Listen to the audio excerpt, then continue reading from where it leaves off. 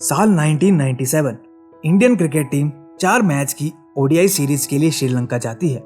इस सीरीज में Indian team की कप्तानी का जिम्मा था सचिन तेंदुलकर के हाथों में, लेकिन सचिन को शायद पता नहीं था कि इस टूर में उनकी रातों की नींद उड़ने वाली है। इस सीरीज में इंडिया बुरी तरह से फ्लॉप हो जाती है। एक बारिश से रद्द होता है तो बाकी के 3 मैचों में श्रीलंका अपनी जीत का डंका बजाती है।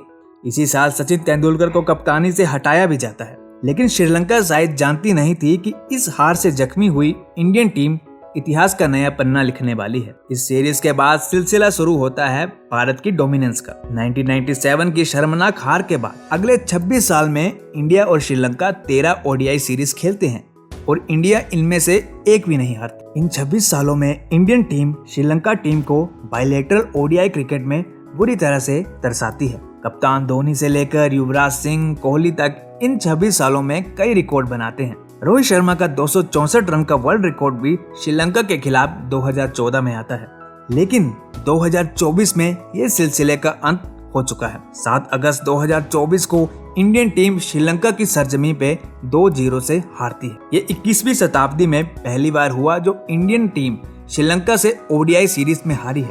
इस हार का जिम्मा थोपा जा रहा है newly appointed head coach Gautam गंभीर पर। यूं तो गौतम गंभीर के कोचिंग करियर की शुरुआत अच्छी रही थी। गंभीर के अंडर इंडिया ने T20 इंटरनेशनल सीरीज 3-0 से जीती, पर गंभीर के पैंतरे ओडीआई क्रिकेट में काम आते नहीं दिख रहे हैं। गंभीर की जो ट्रिक्स उन्हें T20 क्रिकेट में हीरो बना रही थी, वही ओडीआई क्रिकेट में फेल होती दिख रही है। गौतम गंभीर खिलाड़ियों से कुछ अलग करने की उम्मीद कर रहे हैं। बैट्समैन डेथ ओवर करते दिख रहे हैं, वहीं बैटिंग ऑर्डर भी पूरी तरह से चेंज हो रहा है, जिसकी वजह से खिलाड़ी अपना 50% भी सही से देते नहीं दिख रहे हैं।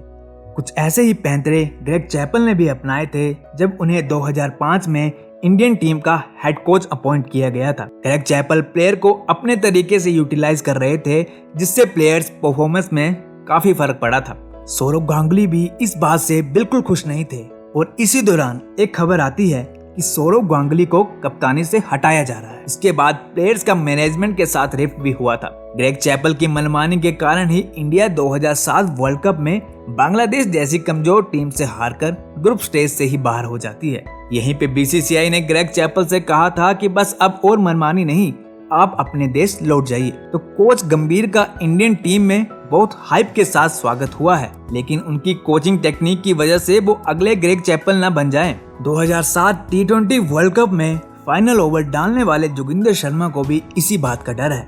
जोगिंदर कहते हैं, मुझे नहीं लगता गंभीर लंबे समय तक इंडिया के कोच रहेंगे, क्योंकि वो अपने अनुसार टीम को चलाना चाहते हैं। जोगिंदर को लगता है गंभीर का उनके कोचिंग कार्यालय में किसी इंडियन प्लेयर के साथ झगड़ा होने वाला है, और क्या पता वो विराट कोहली हो। गौतम गंभीर का career as a head coach just शुरू हुआ है।